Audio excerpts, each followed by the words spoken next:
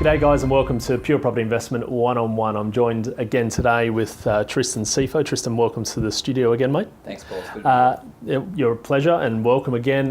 It is the objective of this session today to walk through with Tristan as a financial planner and wealth coach to really understand a little bit more about intentions of home buyers / would-be investors. And look, we get it a lot where people will potentially save a deposit or have their parents or someone related to them happy to go guarantor and effectively be ready to buy. Now the question therefore comes is, I want to buy but I want to invest down the track as well.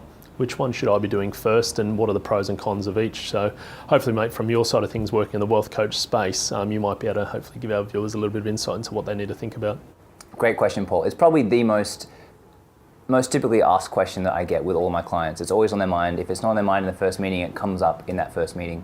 And the answer is, it depends. I'm sorry to say, but it really does. The first thing I would get you to do is, if you have a significant other, ask them, because their opinion is going to really matter. And one of you is really going to want to know when they have their home, especially if kids are either on the way or already there. So ultimately, buying a home, it's a lifestyle decision. Before being an investment, it is a lifestyle decision. So you have to work out where your personal plans work. And we do a lot of coaching work with our clients to work out what are their goals, what really matters to them in life, where they want to be, not just a few years away, but a decade from now. Where do they want to be? And if owning a home is something you want to achieve in the next few years, then it's realistic that it might well be your first investment. But then there's affordability, and then there's strategy, there's investment plan. So there's a lot of pros and cons to both investment and to owning a home, of course. And just one simple illustration, clients I've met recently have owned their homes in the past, but have since moved out. Living in Sydney, you'll find that the rental, although it feels expensive, is actually much less than what you'll be paying for a mortgage of an equivalent property. So what they're doing now, running their own business, is living really close to where their home was in the same area that they love, but they're able to claim the rent that they pay as a business deduction. So getting the tax benefits there, whilst also having their house rented out. In the meanwhile, the income from that rental, the rental investment, is now meaning that the loan is tax deductible as well. And on top of all of that, because they once lived in that property and they don't have another principal place of residence, they're able to still keep the capital gains tax exemption as if that home was their actual home. Yeah. So a bit complex, but ultimately they get tax benefits for renting, they get tax benefits for their loan becoming like an investment, but they still keep that capital gains exemption on their home. So just a simple idea of how having a home but also renting is possible. And if you think that's just one possible strategy, how many other strategies are there out there?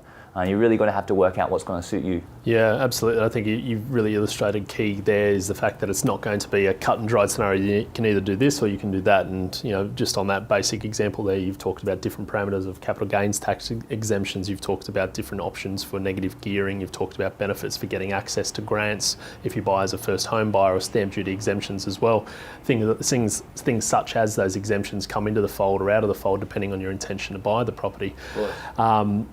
Absolutely key, and you can see straight away there's a myriad of different things to consider. One thing also that I from experience, speaking from experience, is a lot of the time first home buyers buy that first property, even if it is your home, the likelihood that that's going to be big enough and well positioned enough for you to want to spend the rest of your life there is very unlikely.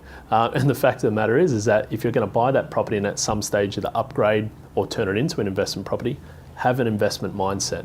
Irrespective, you might want to buy it to live in, and that's fine, but have the intention to say, is this property going to be a well-performing property over the long term if it's not going to be the forever house? And couples with no children who are eventually going to have children might say, well, I don't necessarily think that we can live in this 2-bedroom, 1-bathroom accommodation forever, so we're going to have to upgrade to an extra bedroom, an extra bathroom, a backyard, a front yard, proximity to schools, etc.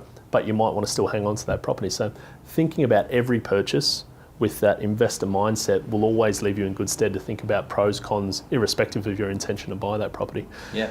There's a mouthful there, and I think there's a lot that you probably want to consider if you're going to buy your own home, you're going to buy that investment property, and which one comes first. I think the first and foremost for me is the best place to start is talking to a professional about what you can do, what your options are, and the pros and cons of each. So if you do want to get in touch with Tristan or his team for those discussions, feel free. His details are at the bottom of the screen. And likewise, from a property-specific perspective, we're always happy to have a chat, and our details are at the bottom as well. We'll catch up with you soon. Cheers.